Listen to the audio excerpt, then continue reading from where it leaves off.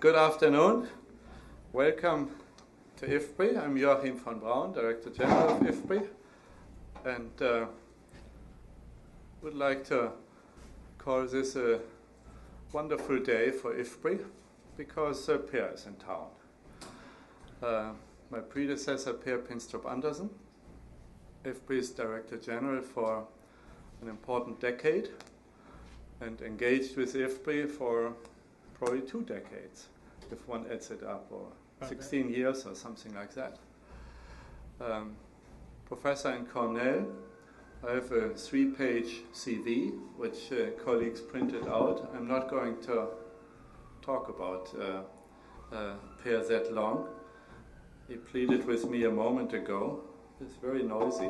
Can we switch this a bit lower? Thank you. Now it's gone.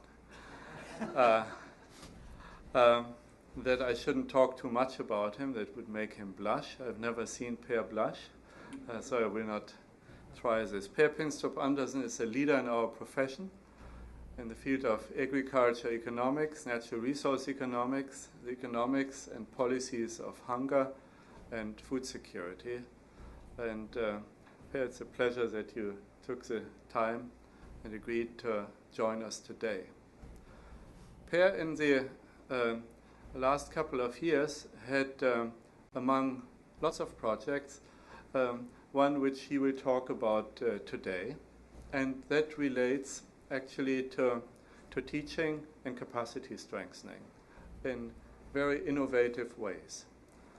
And I think it's very good that we also have a whole delegation from your dear neighboring country, Sweden, with us, Lisa and your colleagues from Swedish Agriculture University in Uppsala and other institutions in Sweden. Very much interested in research and education, and we have a happy partnership with SLU from IFPRI and in other CGIAR centers.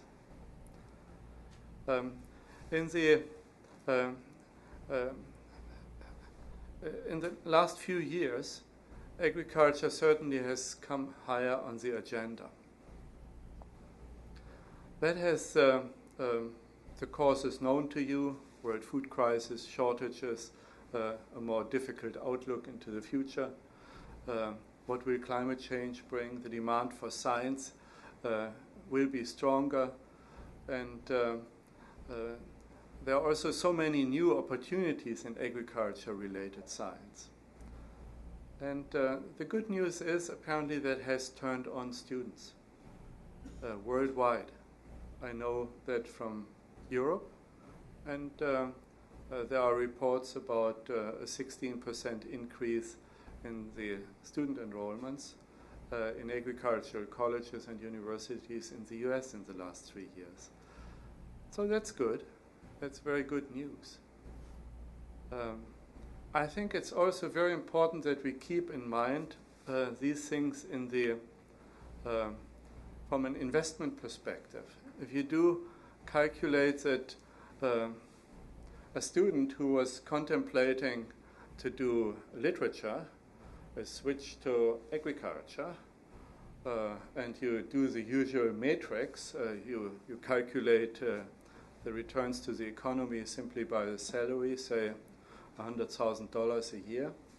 That's a $3 million switch to agriculture.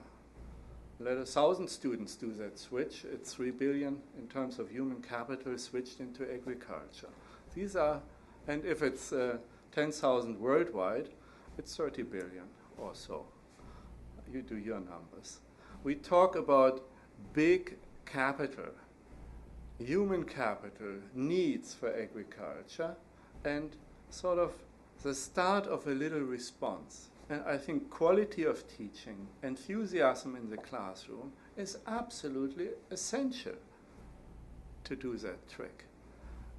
It may be much more important than the $1.4 billion which President Obama, thankfully, has pledged for agriculture and food security 2 weeks ago.